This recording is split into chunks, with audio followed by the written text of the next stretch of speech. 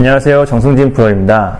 오늘 영상은 이제 드라이버나 아이언 헤드의 그런 차이점과 그런 차이점에서 오는 특징들에 대해서 설명드릴 생각인데요. 저번에도 한번 비슷한 내용들을 제가 영상으로 제작한 적이 있는데, 그런 영상들에서 제가 조금 빠뜨린 내용도 있고, 좀 더 종합을 해서 좀 더 보기 편하도록 정리를 해서 영상으로 진행하도록 하겠습니다. 아이언 같은 경우에 가장 큰 범주로 본다면 이제 캐비티백 아이언과 머슬백 아이언을 나눌 수가 있습니다.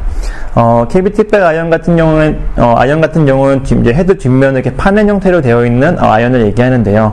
이렇게 파낸 무게를 헤드 주변으로 배치함으로써 약간 잘못 맞은 샷에서도 그런 주변에 배치된 무게들이 헤드가 뒤틀리는 걸 방지해서 조금 더 정확도를 높여주는 그런 형태이고요. 그리고 이렇게 뒷면을 파냄으로써 페이스 두께를 일정하게 할 수가 있기 때문에 어느 부분에 맞아도 좀 일정한 비거리를 보낼 수 있는 아이언이라고 할 수 있습니다. 그러니까 좀 정리하자면 관용성이 높은 아이언이 캐비티백 아이언이라고 할 수가 있겠죠. 그리고 이제 반대 개념인 머슬백 아이언 같은 경우에는 헤드 뒷면이 완전히 막혀있는, 이제 꽉 차여있는 그런 형태의 아이언입니다. 이런 구조적인 차이로 인해서요, 캐비티백 아이언에 비해서 이제 머슬백 아이언 헤드가 굉장히 작은 편인데요. 헤드를 크게 만들수록 관용성이나 이런 시각적인 안정감을 줄 수 있다는 점이 있긴 하지만, 머슬백 아이언은 그 정도까지 헤드 크기로 만들려면 굉장히 무거워지기 때문에 어쩔 수 없이 헤드를 좀 작게 만들 수밖에 없는 이런 구조적인 단점을 가지고 있는데요.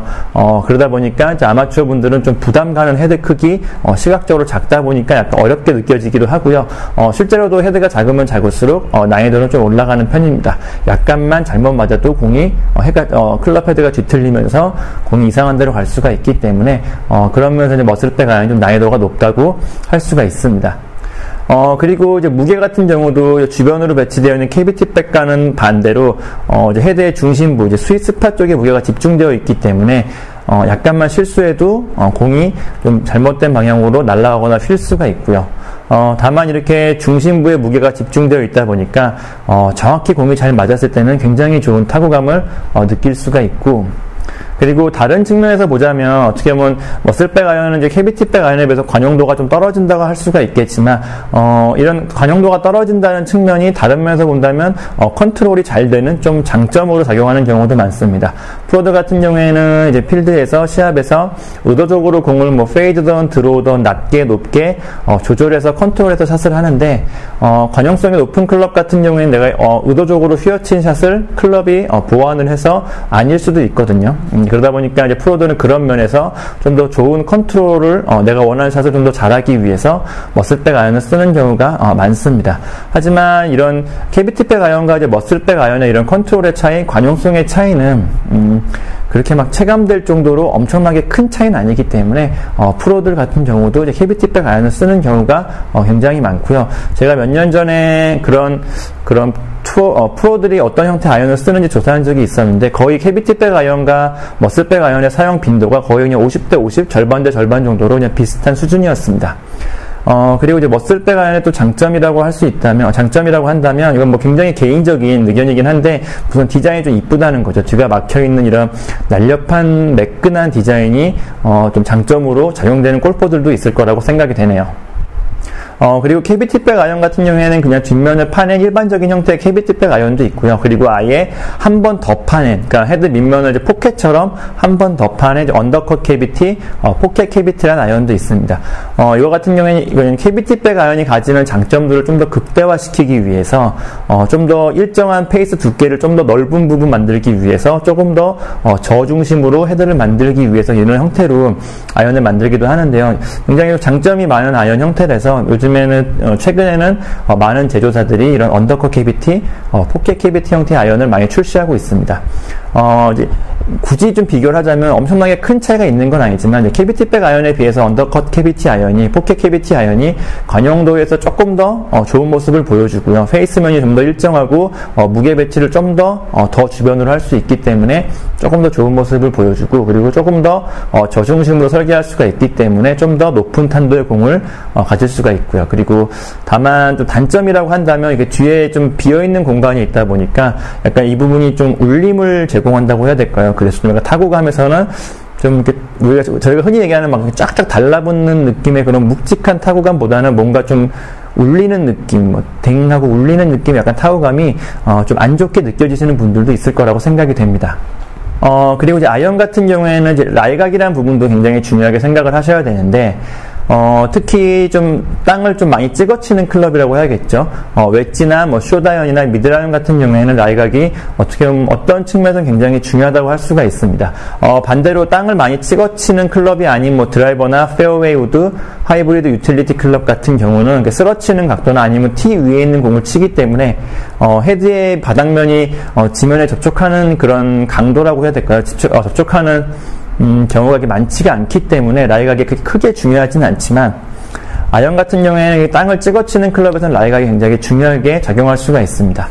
라이각 같은 경우에는 간단하게 설명드리면 이제 헤드와 샤프트가 이루는 각도라고 할 수가 있겠는데요.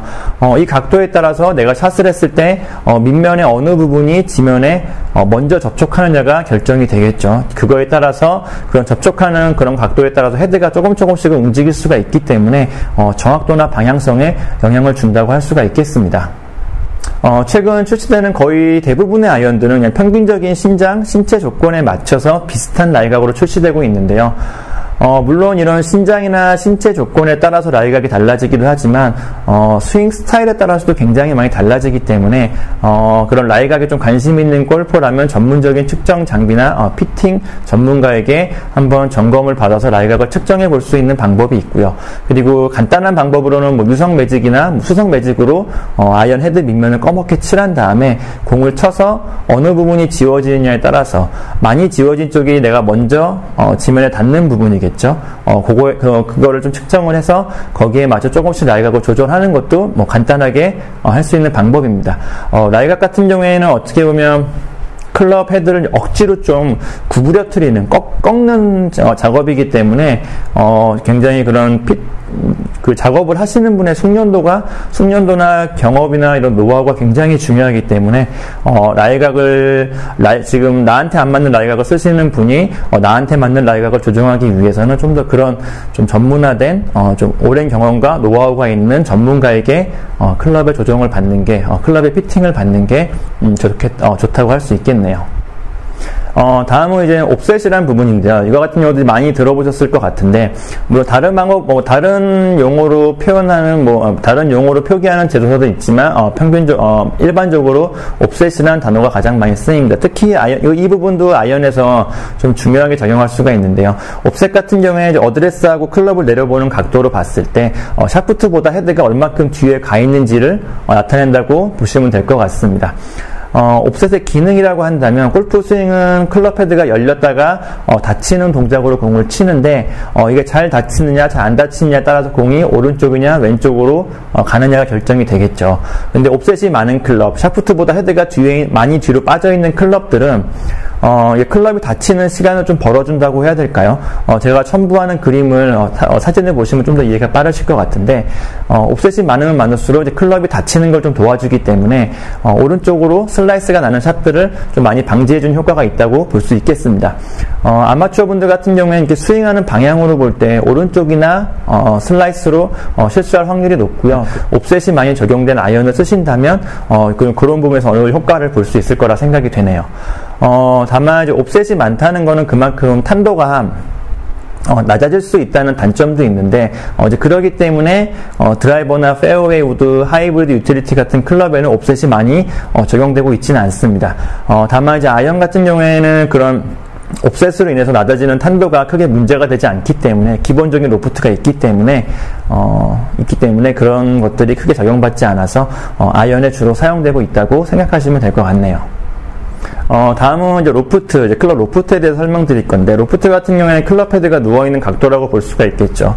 이거 같은 경우도 마찬가지로 샤프트를 기준으로 샤프트보다 얼마큼 차가 누워있냐에 따라서 로프트가 결정이 되는데, 아이언 같은 경우에는 로프트가 거의 대부분 어느 정도 기준이 있어서 그 기준에 맞춰서 조금 더 세워져 나오거나 눕혀 나오거나 이런 식인데, 최근에는 이제 비거리를 좀 좋게 하기 위해서 대부분의 아이언들이 로프트를 좀 많이 세워서 나오는 편입니다. 로프트가 세워질수록 좀 멀리 보낼 수 있다는 장점이 있지만 세워진 만큼 백스핀이 적어져서 공이 그린에 떨어져 많이 굴러갈 수가 있지만 최근에는 골프 공이나 샤프트가 어느 그런 점을 보완해주고 있기 때문에 많은 아이언들이 좀 강한 로프트, 세워져 있는 로프트를 선호하는 추세이고요.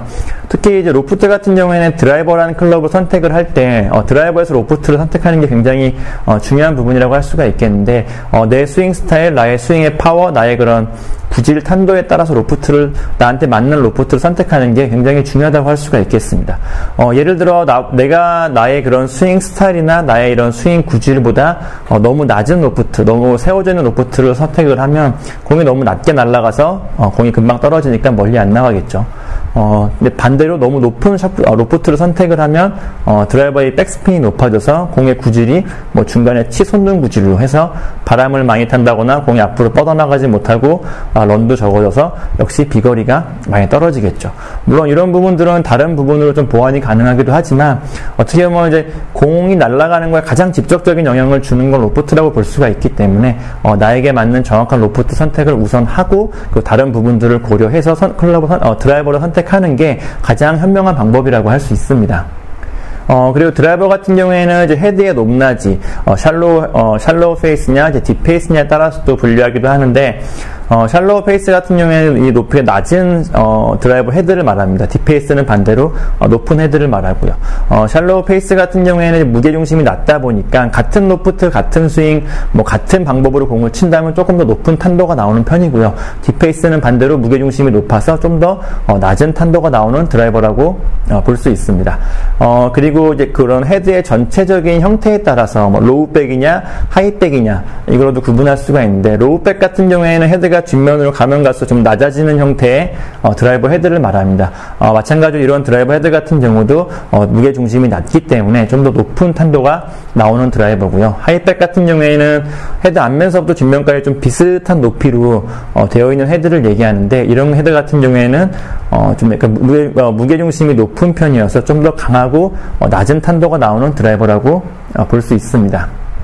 최근에 출시되는 거의 모든 드라이버들은 이제 바닥면이죠. 소울 부분에 무게추를 장착해서 나오는 경우가 많은데 이 무게추를 뭐 위치를 바꾸거나 무게추의 무게를 바꾸는 식으로 해가지고 클럽의 특성을 좀 변화시킬 수도 있습니다. 그러니까 샤프트 쪽이죠. 힐 쪽에 무게를 좀 집중시키면 드로우 구질이 잘 나오는 페이드를 슬라이스를 방지하는 헤드의 특성을 가지게 되고요. 반대로 그런 무게를 좀 토우 쪽 앞쪽으로 집중시키면 페이드가 잘 나오는 드로우 를 방지하는, 그러니까 훅을 방지하는 헤드의 특성을 가지게 됩니다. 그리고 이제 드라이버 헤드 같은 경우에 이제 헤드의 크기, 헤드의 용량에 따라서도 차이가 굉장히 많이 나는데, 이제 그 부분은 제가 다른 영상에서, 좀 더 자세하게, 진행한 영상이 있으니까, 그 부분을 생략하고, 궁금하신 분들은 이제 그 영상을 참고하시면 될 것 같고요. 이제 여기까지 간단하게 이제 아이언이나 뭐 드라이버 우드 뭐 이런 헤드들의 뭐 간단한 특징들, 차이점에 대해서 설명을 드렸습니다.